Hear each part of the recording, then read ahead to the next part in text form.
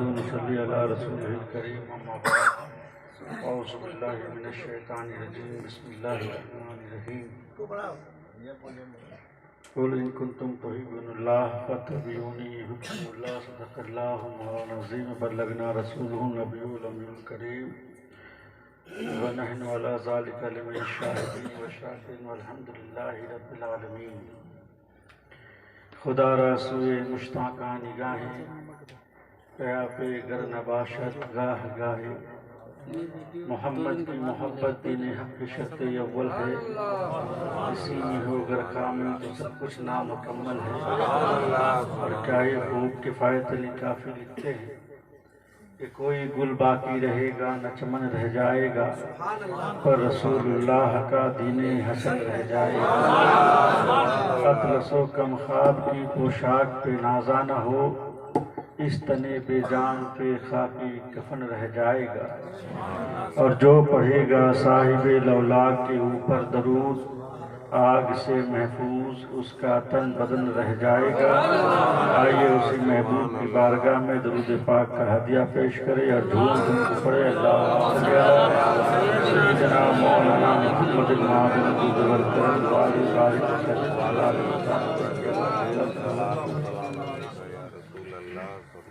لوح و قلم میں وصف محمد نہ آ سکے قطرے میں کس طرح سمندر سما سکے گر طائر حواس جہاں چرخ پہ اڑے ممکن نہیں کہ خاک بھی اس در کی پا سکے نہ دیکھ سکا جس کا آفتاب کیا اس کے دیکھنے کی کوئی تاب لا سکے ذرا انسان جو شاہکار قدرت بھی ہے اور اشرف المخلوقات بھی ہے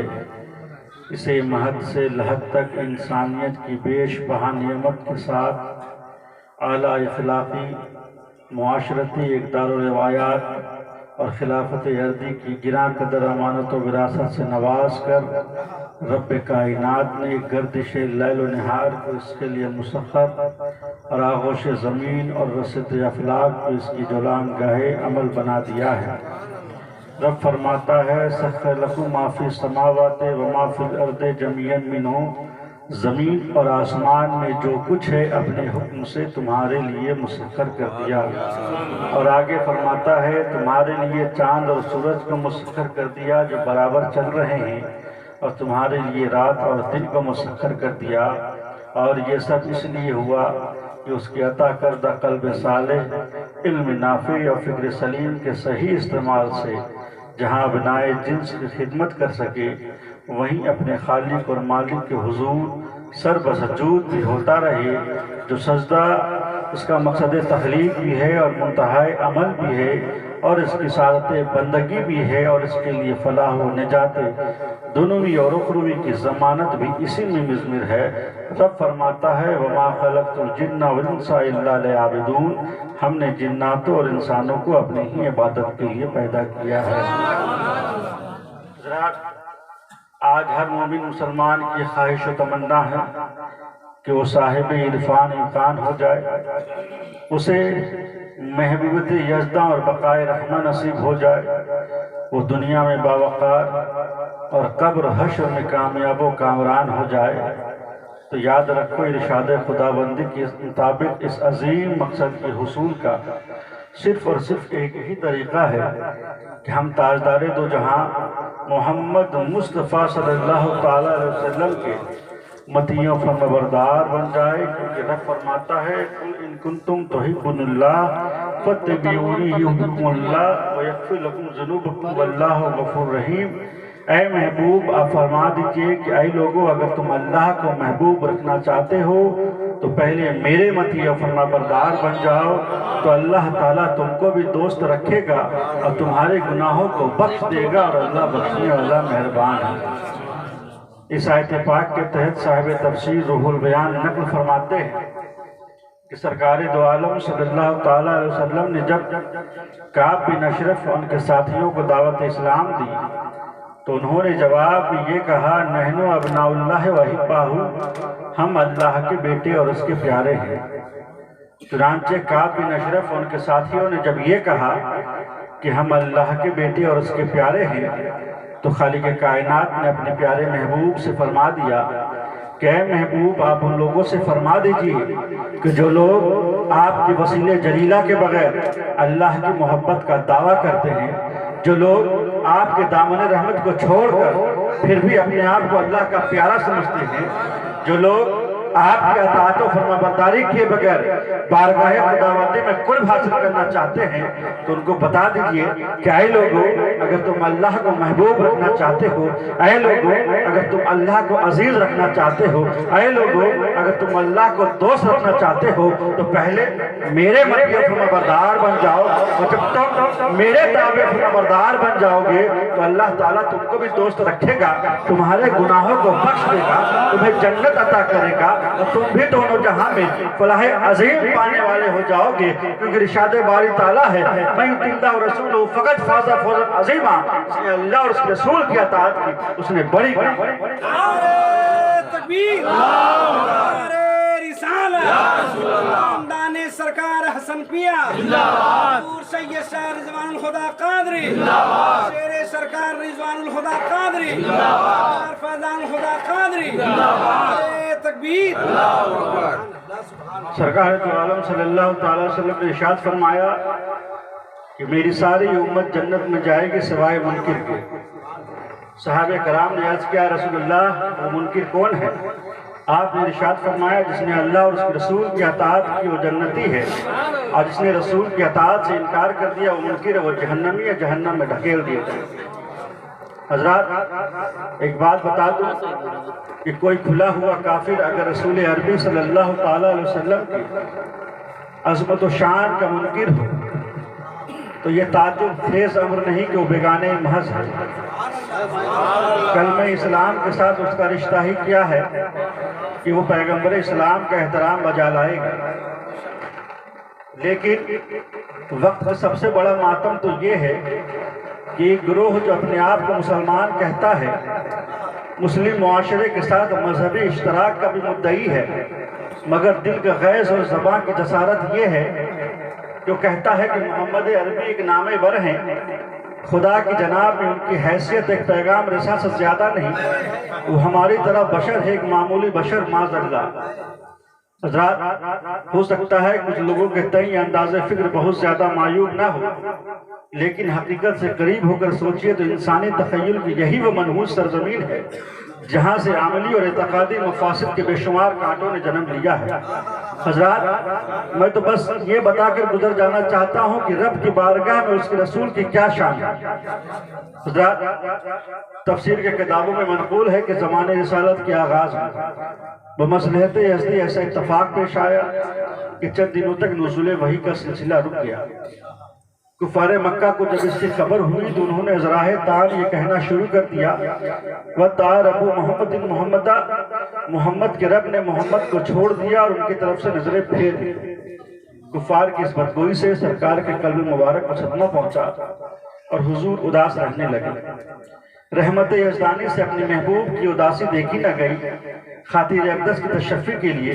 فوراً ہی آیت نازل فرمائی وَالضُّحَىٰ وَاللَّيْلِ إِذَا سَجَىٰ وَوَدَّعَكَ رَبُّكَ وَمَا قَلَىٰ وَالْآخِرَةُ خَيْرٌ لَكَ مِنَ الْأُولَىٰ وَلَسَوْفَ يُؤْتِيكَ رَبُّكَ فَتَرْضَىٰ۔ قسم ہے چڑھتے دن کی، قسم ہے رات کی، جب پوری طرح چھا جائے آپ کے رب نے نہ آپ کو چھوڑا ہے نہ مکرو جانا ہے، اور آپ کی ہر آنے والی گھڑی آپ کے لیے پہلی گھڑی سے بہتر ہو، اور بلا شبہ آپ کے رب آپ کا قریب کرے گا کہ آپ راضی ہیں۔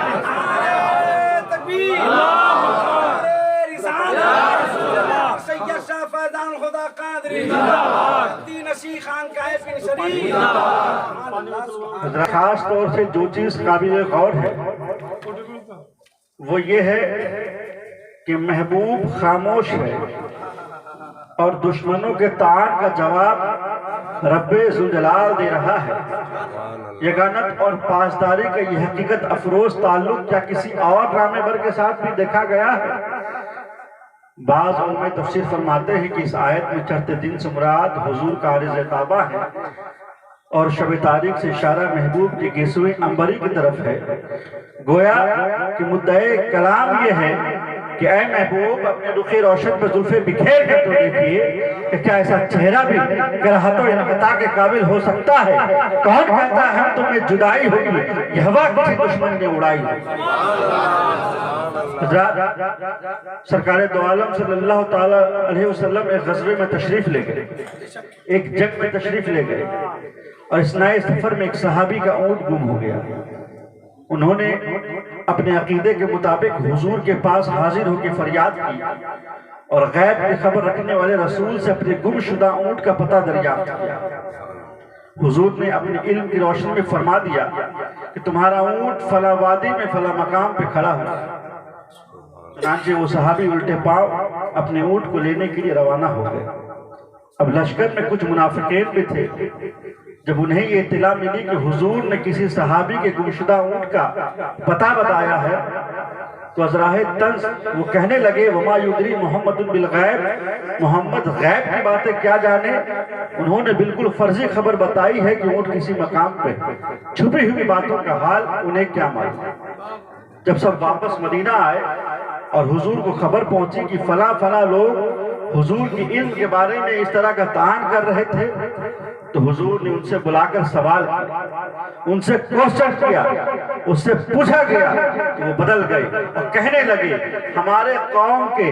چند نوخیز لڑکے یوں ہی ازراہ مذاق آپس میں اس طرح کی باتیں کر رہے تھے، ویسے ہم لوگ حضور کے غیب دانی کے منکر نہیں ہیں، ہمارا بھی وہی عقیدہ ہے جو عام صحابہ کرام کا ہے۔ تو ابھی اپنی صفائی میں وہ یہ بیان دے ہی رہے تھے کہ فوراً جبریل امین یہ آیت لے کے نازل ہوئے قل آب اللہ و آیاتہ و رسولہ کنتم تستہزئون لا تعتذروا قد کفرتم بعد ایمانکم۔ اے محبوب آپ فرما دیجئے کہ کیا مذاق کرنے کے لیے اللہ اور اس کی آیتیں اور اس کا رسول ہی رہ گیا ہے؟ باتیں نہ بناؤ، ایمان قبول کرنے کے بعد تم کافر و مرتد ہو۔ اللہ اکبر،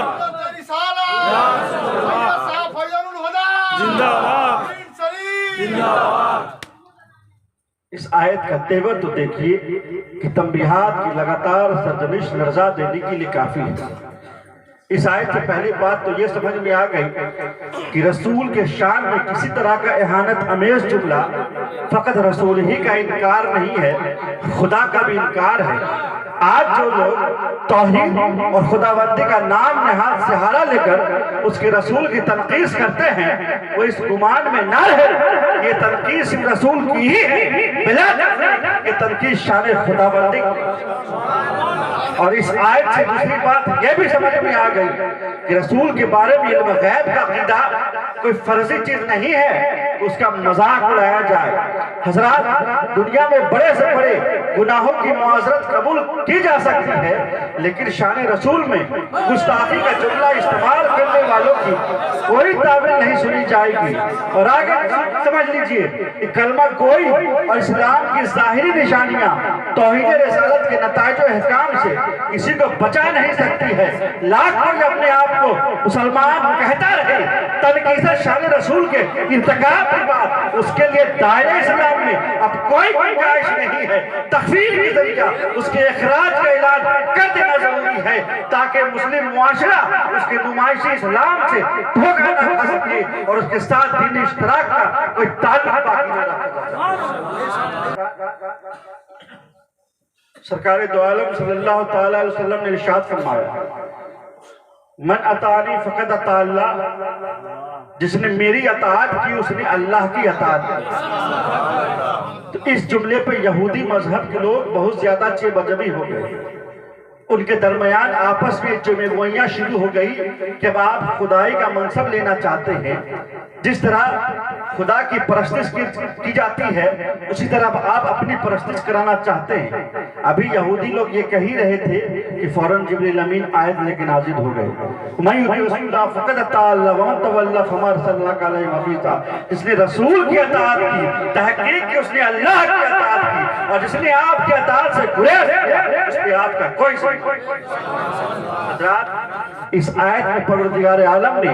برملا یہودیوں کے اس خیال کی تردید فرما دی کہ اطاعت اور عبادت دونوں ایک ہی چیز ہے. اطاعت چاہنے والے پر یہ الزام رکھنا کہ اپنی پرستش کرانا چاہتا ہے کھلا ہوا بہتان اور قلب ذہن کی واضح ترین شقاوت گمراہی ہے. یقینا رسول کی شان یہ ہے اس نے رسول کی اطاعت کی, اس نے اللہ کی اطاعت کی. اور بیان کا یہ دوسرا رخ کتنا لرزہ خیز ہے کہ جو آپ کی اطاعت سے گریز کرتا ہے یا آپ کی اطاعت کو اطاعت الہی نہیں سمجھتا اس پہ آپ کا کوئی ذمہ نہیں. ہم نے آپ کو اس کے اوپر نگہبان بنا کے بھیجا ہی نہیں. تو آج بھی مسلم معاشرے میں یہودیوں کے ذہن کا ایک گروہ موجود ہے جو اپنے نمائشی اسلام کے چلمن میں بیٹھ کر حق پرست مسلمانوں کو اسی طرح کے تعنے دیتا ہے. اپنی بدعقیدگی اور کچھ فہمی سے منصب رسالت کی ہر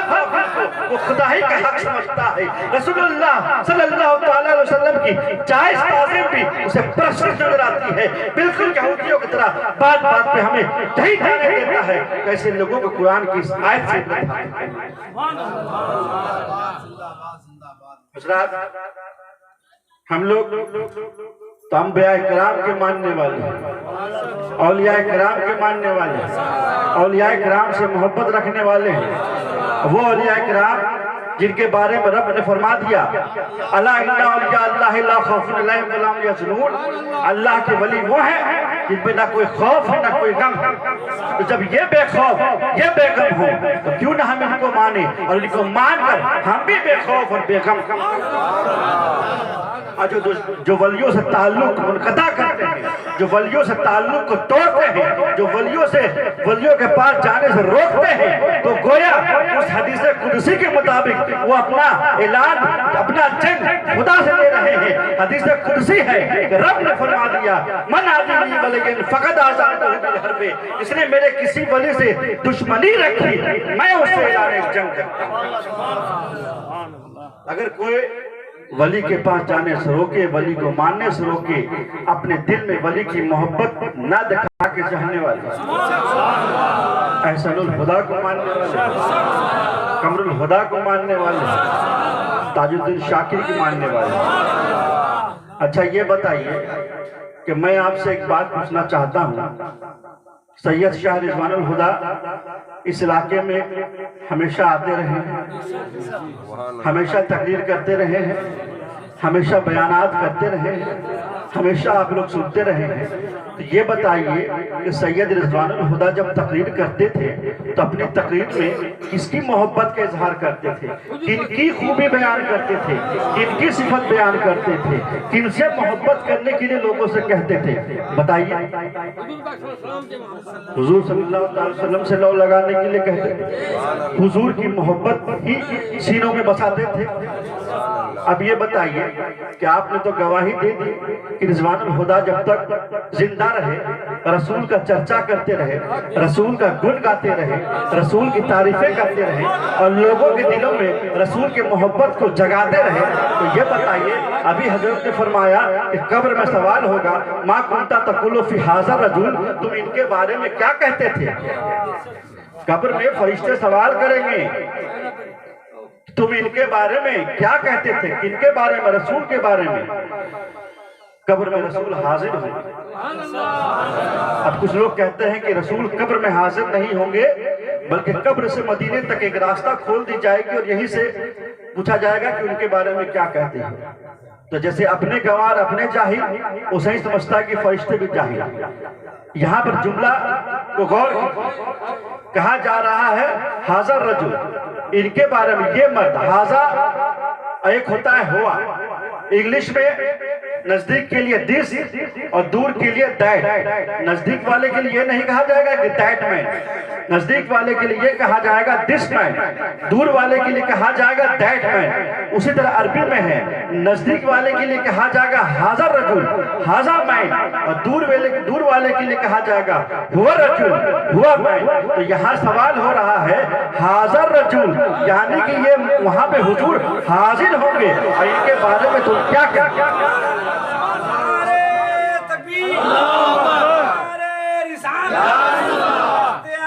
مصطفیٰ جزات مصطفیٰ خاندان مصطفیٰ الہدا قادری تو حاضر رجل یعنی حضور قبر میں حاضر ہوں گے. سوال سے سمجھ میں آ رہا ہے کہ حضور قبر میں حاضر ہوں گے. تب کچھ لوگ کہتے ہیں نہیں قبر میں حضور کی تصویر لائی جائے گی, فوٹو لائی جائے گی. تو میں کہتا ہوں جو رسول کہیں کہ فوٹو کھچانا حرام, تو وہی رسول فوٹو کھچا کر کے قبر میں بھیجے. تو خدا جب دین لیتا ہے تو اپنے چھین بہر کہہ. تو جب رضوان الخدا سے سوال ہوگا جس کی گواہی آپ ابھی دے چکے ہیں کہ ما کنتا تقول فی حاضر رجل, ان کے بارے میں کیا کہتے تھے دنیا میں جب تھے تو کیا کہتے تھے, آپ ہی لوگ بتائیے کیا کہتے تھے رسول کے بارے میں. رسول کی تعریف ہی کیا کرتے تھے نا, رسول کو اللہ کا رسول ہی کہتے تھے نا, رسول کی محبت ہی بتایا کرتے تھے نا. وہ تو کہہ اٹھے گے رضوان الہدا یہ تو رسول اللہ ہے, یہ تو محبوب خدا ہے, یہ تو محبوب خدا ہے, یہ تو رحمت للعالمین.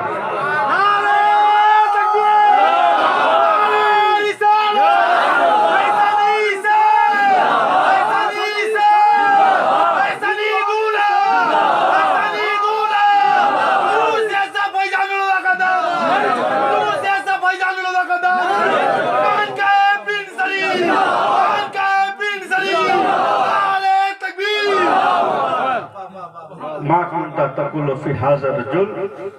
تم ان کے بارے میں دنیا میں کیا کہتے تھے. اور آپ جان رہے ہیں کہ ہمیشہ رضوان الہدا نے حضور کی تعریف ہی کی, ان کی شان ہی بیان کی. اب جب ان سے سوال ہوگا کہ تم ان کے بارے میں دنیا میں کیا کہتے تھے, تو وہ تو کہے گا یہ تو ان پڑھ تھے, مر کے مٹی میں مل گئے تھے, یہ تو ہمارے بڑے بھائی ہیں. تو وہیں پہ ٹھکیہ شروع ہو جائے. تو ہم لوگ اولیاء کرام کو ماننے والے ہیں, رسول اللہ کے ماننے والے ہیں, اور رب کی بارگاہ میں سر جھکانے والے ہیں. ہم لوگ وہ نہیں ہیں جو صرف اللہ اللہ کرے, نماز کرے اور اولیاء کرام کو چھوڑ دے, اور نہ ہی ان لوگوں کی طرح ہیں جو صرف اولیاء کرام بزرگان دین کرے اور نماز چھوڑ. نماز ہی پڑھتے ہیں, اولیاء سے محبت بھی رکھتے ہیں. دعا کرتا ہوں کہ اللہ ہم سب کی دلوں میں رسول اور اپنے اولیاء کی محبت کو بھر دے, اور رسول کے بتائے ہوئے نقش قدم پہ چلنے کی توفیق عطا فرمائے. استغفر اللہ ربی من کل ذنب واتوب الیہ. آئیے کھڑے ہو کے صلاۃ والسلام. امام نبی جی لے لو ہمارا سلام, شگے دل لو ہمارا سلام. ساقی یہ کوثر تم ہو, تمہاری نرالی نبی جی شان تمہاری نرالی, دونوں جہاں کے شاہد تم ہو, طیبہ نگر کے والے نبی جی, طیبہ نگر کے والے. رب کے علاوہ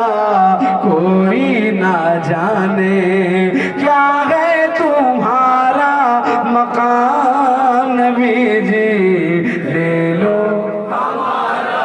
سلام, نبی جی لے لو ہمارا سلام. غوث و رضا خواجہ پیا کا صدقہ ملے گئے بار, نبی جی صدقہ ملے گئے بار. قمر الہدا کا احسن پیا کا, رضوان الہدا کا